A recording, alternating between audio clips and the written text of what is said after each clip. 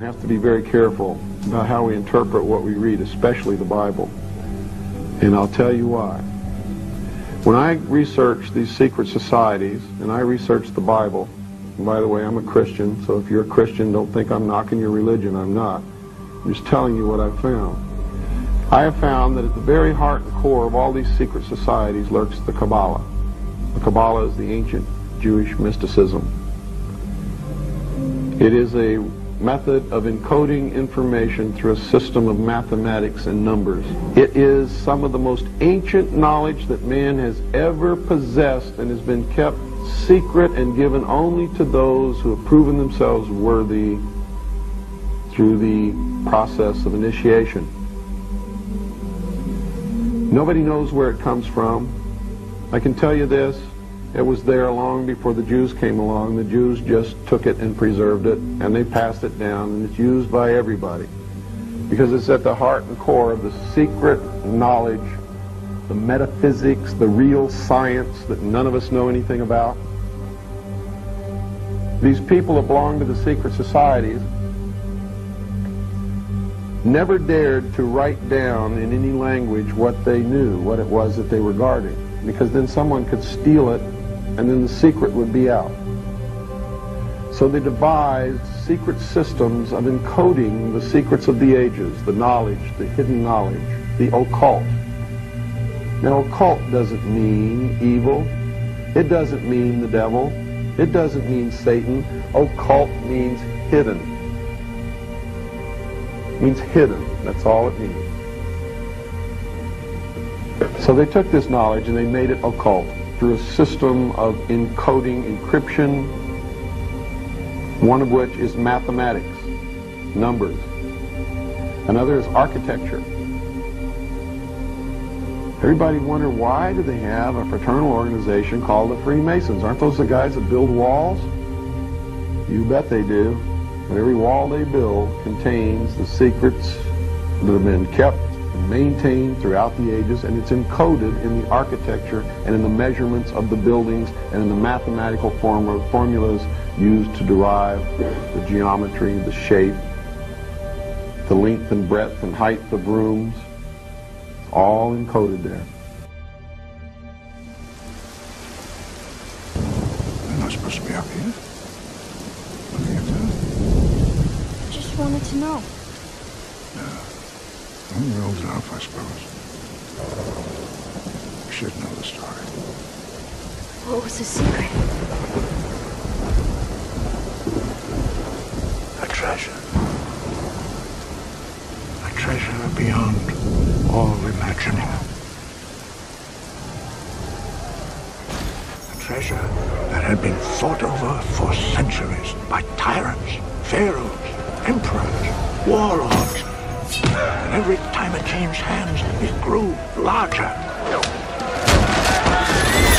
And then, suddenly, it vanished.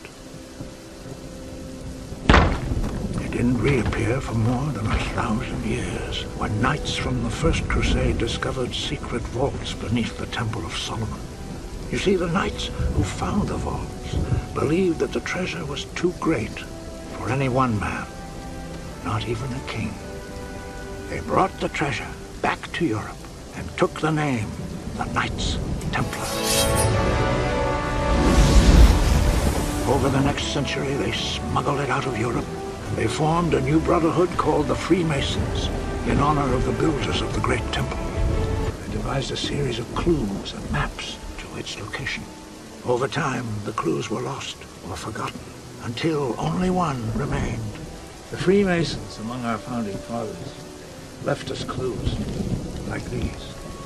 The unfinished pyramid, the all-seeing eye, symbols of the Knights Templar, guardians of the treasure. They're speaking to us through these. You mean laughing at us? You know what that dollar represents? The entire Gates family fortune. 6 generations of fools. Chasing after fool's gold. It's not about the money, Patrick. It's never been about the money. Tudo começou há mais de 1000 anos, quando o rei da França conquistou a cidade santa de Jerusalém.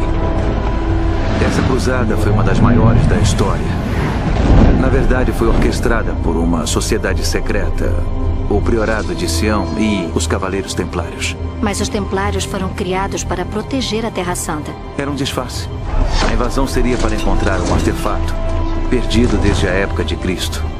Um artefato pelo qual a igreja mataria para conseguir. E eles encontraram esse tesouro? Digamos o seguinte. Um dia os Templários pararam de procurar. Abandonaram a Terra Santa e foram direto para Roma. Se chantagearam o Papa ou se a igreja comprou o silêncio deles, ninguém sabe. Mas o fato é que o Papa declarou que os Cavaleiros Templários tinham poder ilimitado. Por volta de 1300, os Templários eram muito poderosos, uma grande ameaça. Então o Vaticano emitiu ordens secretas para serem abertas simultaneamente em toda a Europa. O Papa declarava que os Cavaleiros Templários eram adoradores do demônio e que Deus o incumbira de limpar a terra desses hereges. Os Templários foram praticamente exterminados. O dia era 13 de outubro de 1307, uma sexta-feira. Sexta-feira 13. O Papa mandou tropas para confiscar o tesouro do Priorado, mas não encontrou nada. Os poucos cavaleiros do Priorado sobreviventes fugiram. E a busca pelo artefato sagrado recomeçou. Que artefato? Eu nunca ouvi falar de nada disso. É claro que sim. Quase todo mundo já ouviu. Você o conhece como o Santo Graal. So 4 grammar or 4 letters are taught to be Yahweh, the 4 letters of God. Yeah, YHWH. However, when you dig a little deeper in the etymology of the word grammaton, it has actually a deeper root. And that root is 4 tetra, tetra, which is tetrahedron. Grammaton comes from the word gram or gravity. Weight, it refers to weight, gram, and the effect of gravity. And that's where the word gravity came from, grammaton. So now you have a word for God, okay, that has the structure of a tetrahedron generating a gravitational effect. And I thought, well, that I'm pushing it, right? I'm sure, this is kind of wild.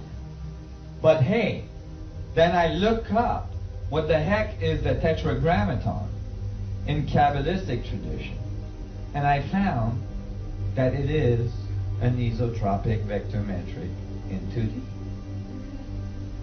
Here is typically in Kabbalistic tradition the way God is represented. It's represented as isotropic vector metric. Remember, 4 faces, 3, 2, 1. It's like one face of the isotropic vector metric. And each letters of the word God has a number that goes with it. In Kabbalistic tradition, that's very important. Now you got to realize that the Kabbalistic tradition are the oral tradition of the Jewish history. These traditions were not to be written. They were not even supposed to be talked about. Only initiates could learn about these knowledge. It was thought to be the nature of God that was revealed. And if you understood it, you could understand God. So I was thinking maybe the Kabbalistic tradition is the explanation of what the power source inside that box is. That bright object. Go ahead. You also mentioned I'm a student of Kabbalah. Yes. Yud means singularity. That's right. And the center of the Kabbalistic tradition is that crown that unfolds onto itself to infinity, describing singularity. So I was puzzled with this. I found that the Tetragrammaton, right, was actually generating the numbers. So each letter in the isotropic vector matrix is a number, and the Kabbalistic tradition tells you that the numbers are just as important as the letters. And so when you calculate the numbers, you get 72, which is the 72 names of God that's found in the Bible, or the 72 faces of God, right? So that all match. But this is a male God. We're missing half the equation again. Why is it that in many of these ancient civilizations, some of them we didn't have time to see today, we only have half of the code? Well, that would be because if you were an advanced civilization trying to put a code, embed a code in a not so advanced planetary system, you wouldn't want these people to be able to uncode or decode that code prior to being ready for that type of power. So you could code the code, or you could make the code only one polarity of it, like the male polarity of the code. And it wouldn't be until that civilization understood the balance between the male and female, understood the equality between the male and female, that they would be able to decode the code. And then that would mean that they were ready to do it. You guys follow what I just said? So basically, here you have to add the female god or goddess to the tetrahedron or to the isotropic vector metric. And if you did, you have the double of these numbers. And the result would be 72 plus 72, given 144, which is thought to be the number of ascension in the in Revelation.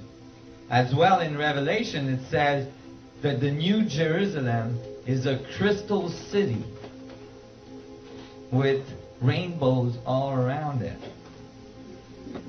and that crystal city has faces of 144.